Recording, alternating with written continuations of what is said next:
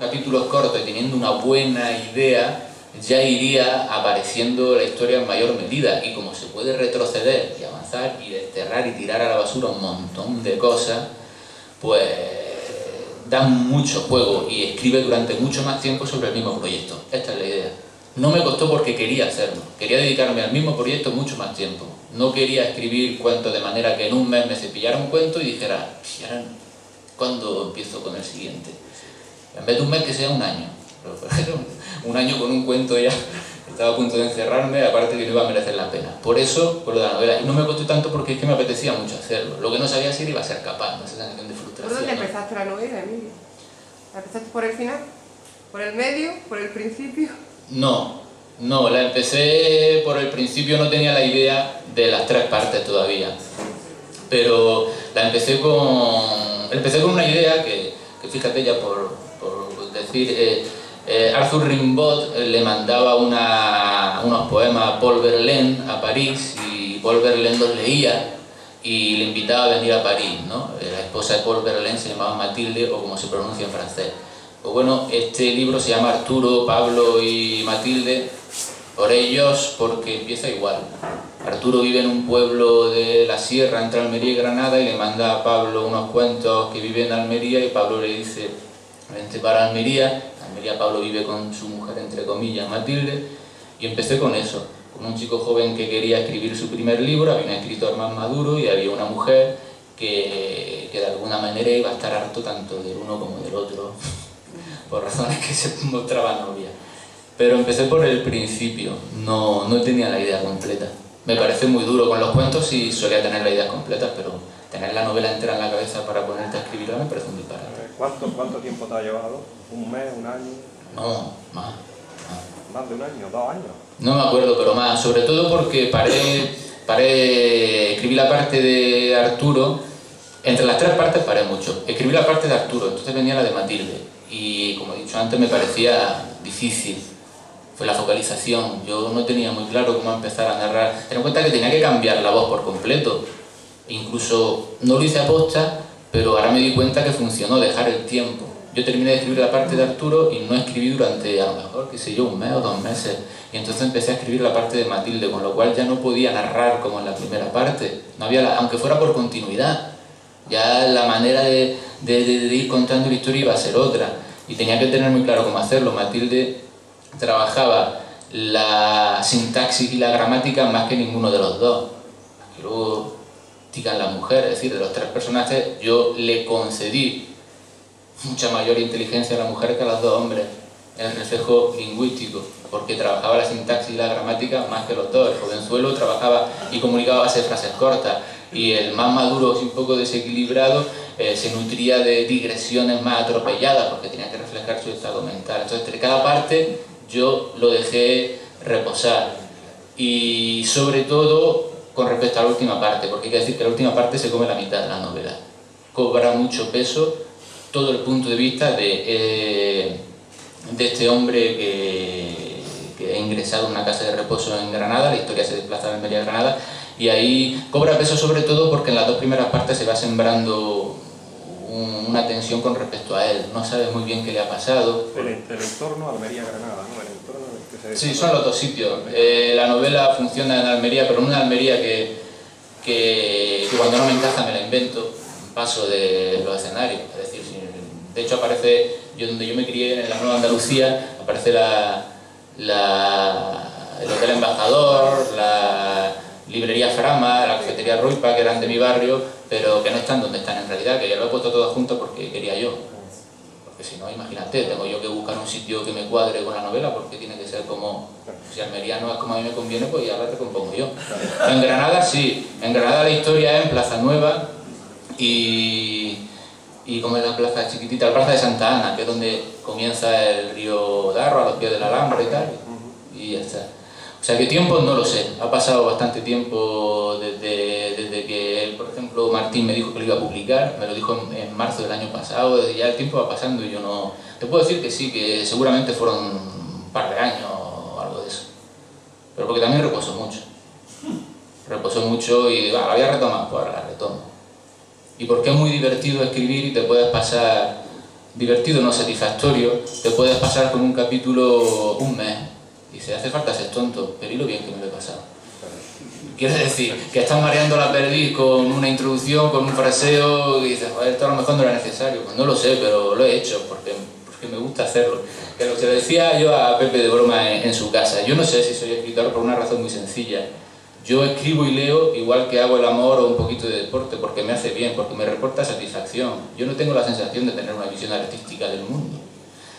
Entonces, me refiero a eso. Si yo me siento a escribir porque me gusta, ¿cuándo voy a terminar? ¿Y a quién le importa eso? Esta frase final que has dicho me recuerda a un elemento común que tienes cuando escribes poesía y cuando escribes narrativa, que son las canciones. Sí, en el libro hay un par de obras de teatro que se describen, hay algunas canciones y los propios epígrafes de entrada, pues son las cosas que estaba leyendo o las canciones que iba escuchando, la obra de teatro que fui a ver conforme lo iba escribiendo. Es decir, yo fui con mi pareja a ver Las heridas del viento, donde aparecía Kitty Mamber haciendo un personaje maravilloso porque era el amante homosexual de un hombre que fallecía, y luego El coloquio de los perros, que era una adaptación medio humorística de Cervantes, pues entró en la novela. Y con las canciones ocurre lo mismo. Yo andaba escuchando mucho un disco de Julio de la Rosa y un disco del Niño Gusano, y estaba con el final de la novela y encaja lo que está escuchando, lo lleva en la cabeza y puede encajar o no, pero en ese caso encajaba. Y las canciones pues cobran el protagonismo como el cine, pues porque es las manifestaciones artísticas a las que recurro, la literatura, el cine y la música. En lo demás tampoco es que esté yo muy puesto.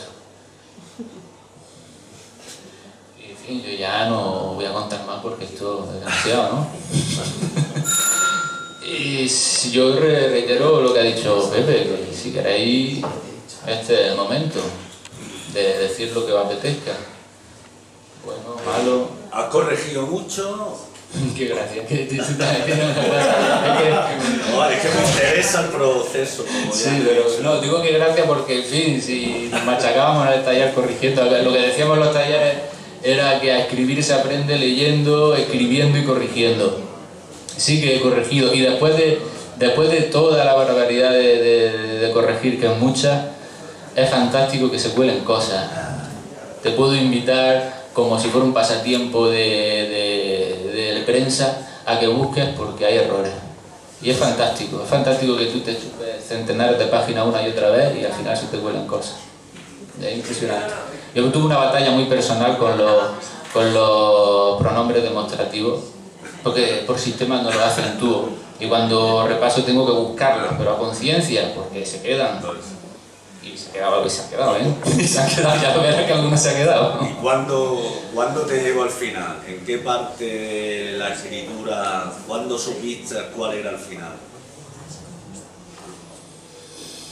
Bueno, pues el final es verdad que sí que sucedió algo. Hay un monólogo, que es lo que más dudé, estuve a punto de quitarlo, porque es un monólogo en el que se defiende la idea fundamental del libro, esta idea de libertad.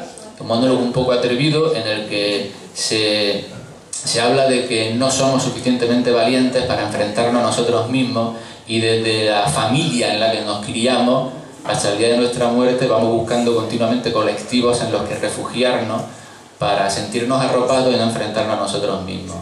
Entonces era un poco demasiado solemne, un poco demasiado atrevido, y lo dudé mucho. Y ese era el final del libro.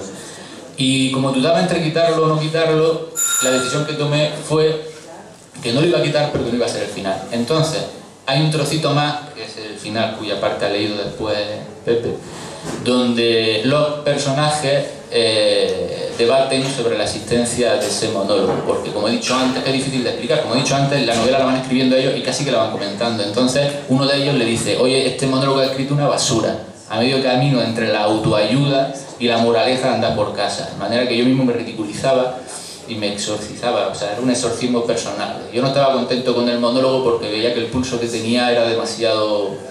no me terminaba de convencer. Digo, bueno, pues si pongo a mis personajes a reírse de él y que avance un poco más, hizo que el final fuera más convincente, porque se movían del sitio, no era como darle al lector venga, tienes que pensar esto, campeón, porque como es lo que pienso yo, tú también. ¿Cuándo te sucedió? ¿En el primer tercio de la escritura del libro? No, al final. ¿Acercándote al final? Al final. Yo hubo un momento que no sabía dónde iba. No sabía dónde iba. Eso, con el relato se decía mucho. Hay una manera de hacer el relato con la brújula, o sea, empezando desde el final, sabiendo cómo va a terminar. Entonces tú vas construyendo toda la trama sobre el desenlace, con lo cual ya puedes jugar con el lector. O dejándote llevar. Pero la novela, al principio un poquito sí tenía claro lo del jovenzuelo, pero luego ya no tenía ni idea dónde podía llevar y de hecho surgieron cosas muy interesantes que yo no las vi ni venir. Personajes de la infancia que reaparecían, la figura de los gatos del riachuelo del Darro se convirtió como en un símbolo de la ilusión de la infancia. Eso no lo había pensado, vamos, pero ni de lejos. Sin embargo, cuando iba escribiendo decía, joder, qué bonito. Eso es lo que tiene de común con la poesía, el uso de símbolos. Eso a mí por lo menos no me abandona nunca, porque me parece que es fundamental en el lenguaje literario. El uso de símbolos para poder llegar a lugares que el lenguaje convencional no alcanza. Si no, estamos en las mismas. Es como si empezamos a charlar ahora en la barra del bar, ¿no? Si tú te sientes a escribir, el lenguaje literario tiene que tener un pozo diferente al convencional, y para mí el uso de los símbolos ahí es fundamental. No solo dominar el lenguaje, un poquito la adjetivación, la forma verbal, el ritmo, bla bla bla, todo eso, sino el uso de símbolos. Eso es lo que tiene en común con la poesía y lo que más me gustó de la poesía al principio. Siempre decíamos la tontería de voy a estar callado como una tumba, era el ejemplo tonto. Claro, tú puedes decir voy a estar en silencio y ya está, pero no, dices como una tumba porque la tumba representa el silencio más definitivo del ser humano. Pues a partir de ahí, si eres capaz de dar con un símbolo que digas, joder, esto va a sorprender al que lo lea, se va a quedar parado, va a decir, hostia, aquí han abierto un agujero que o bien me va a doler unos cuantos días o bien me va a proporcionar satisfacción unos cuantos días. Y eso se iba presentando, eso yo no lo tengo planeado. Oye, Pepe, esto no. Bueno, que gracias y nos vemos.